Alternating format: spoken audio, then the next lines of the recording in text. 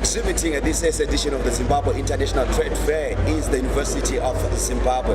And right now we are at their stand where I'm joined by Professor Paul Mafumo. Professor Mafumo, good day and welcome to the program. Thank you, Velinda, and welcome to the University of Zimbabwe stand.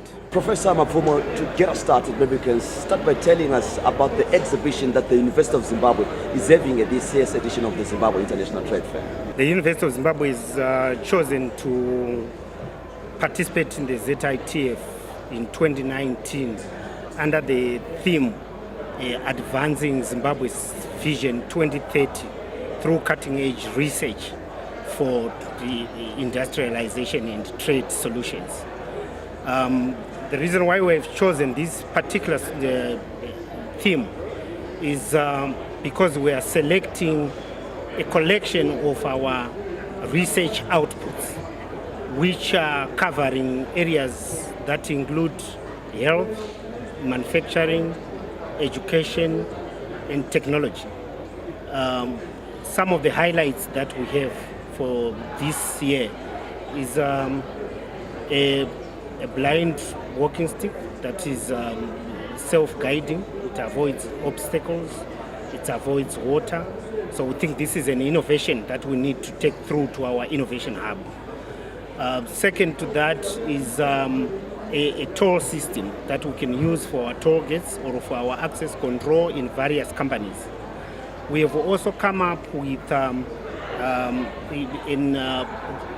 our robotics program, developing a robot that can save in road accidents. And the scientists and exhibitors that are working on this will be able to take you through in detail for some of these exhibits. We have also covered the area of agriculture, where we are value adding and coming up with new products from some of our agricultural produce that we can develop locally. Then we also look at value adding by developing baobab yogurt from our baobab as a natural plant. So these products have been chosen basically because we have already managed to protect them.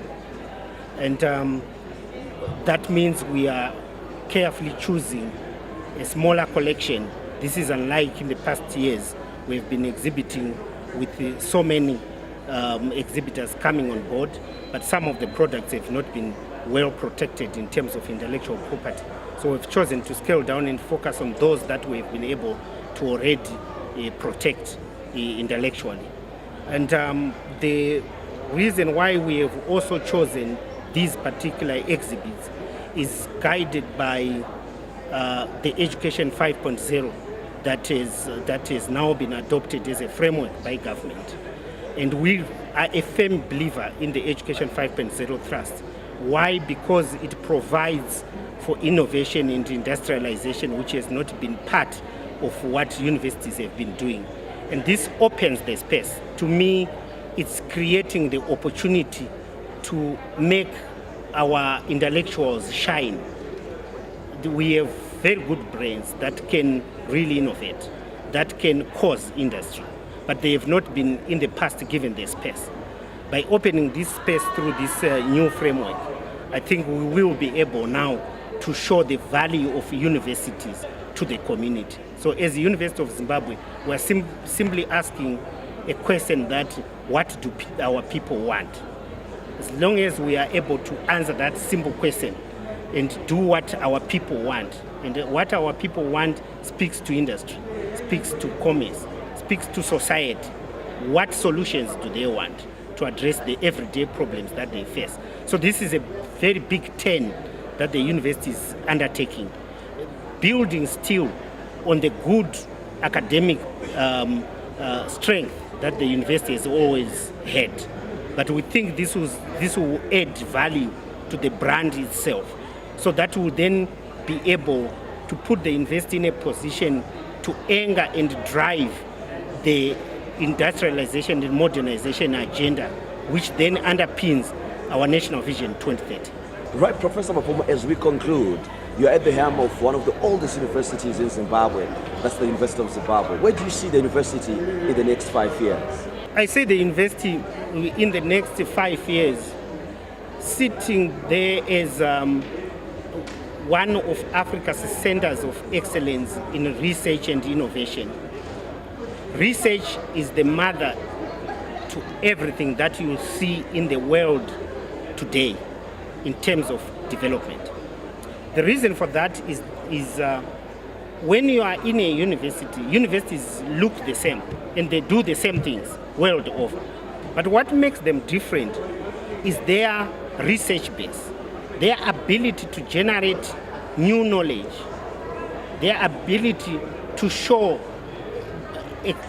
extraordinary depth and breadth of knowledge, because we are running knowledge economies in this era.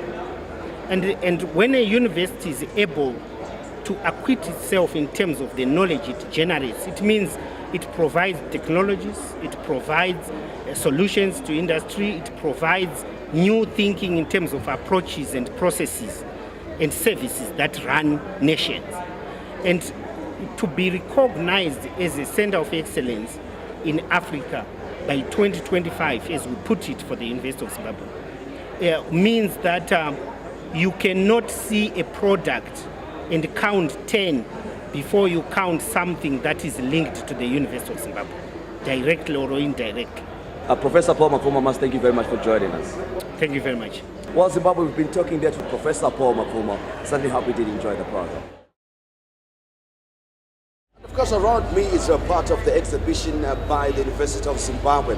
And right now we are going to take you through the different departments of the University of Zimbabwe that are exhibiting this edition of the Zimbabwe International Trade Fair. Let's get to hear what they're exhibiting. Thank you very much. We are from the University of Zimbabwe, the Faculty of Engineering, under the Department of Mechanical Engineering. We are working on a robot that can do first aid. Every day now and again, cars are involved in accidents, people are dying, they are waiting for ambulance. Sometimes there are some delays on ambulance, sometimes there are some delays from the health sector. So what we realized as people who are involved in design and the robotics, we have decided to come up with a robot that can do first aid in a car. Basically what we did was to say what is mostly affected at a car. We've realized that the front part of a car is the place that is more prone to damage and also being damaged. So we did a survey to determine the best place in a car, and we have realized that in between the driver's seat and the passenger seat is the safest place to place our robot. Hence, our robot can come out the same way an airbag comes out from a car when someone is involved in an accident.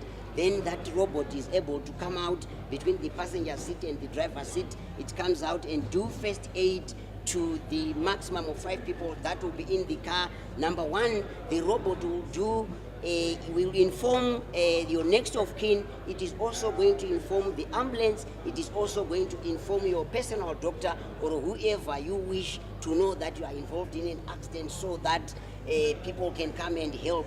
The next thing, the ambulance is also informed, and it will be a real-time thing in the sense that when the health people are coming to assist you in the accident, they are coming actually with exactly what you need for treatment. Basically, this is the robot that we are talking about. It will be housed here, and this is the arm that we have developed at the University of Zimbabwe. It has 6 links and 10 degrees of freedom. It can move around the whole car.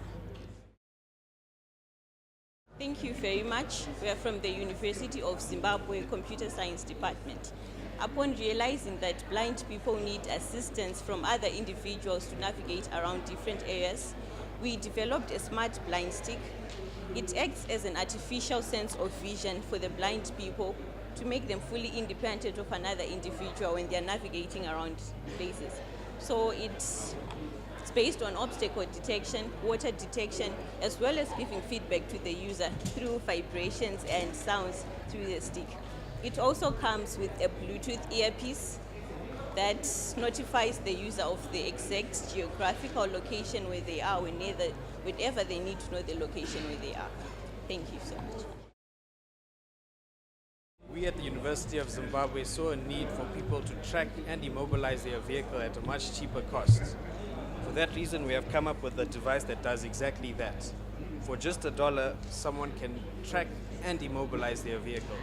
Its use can be made in recovering stolen vehicles or by corporates to track their drivers.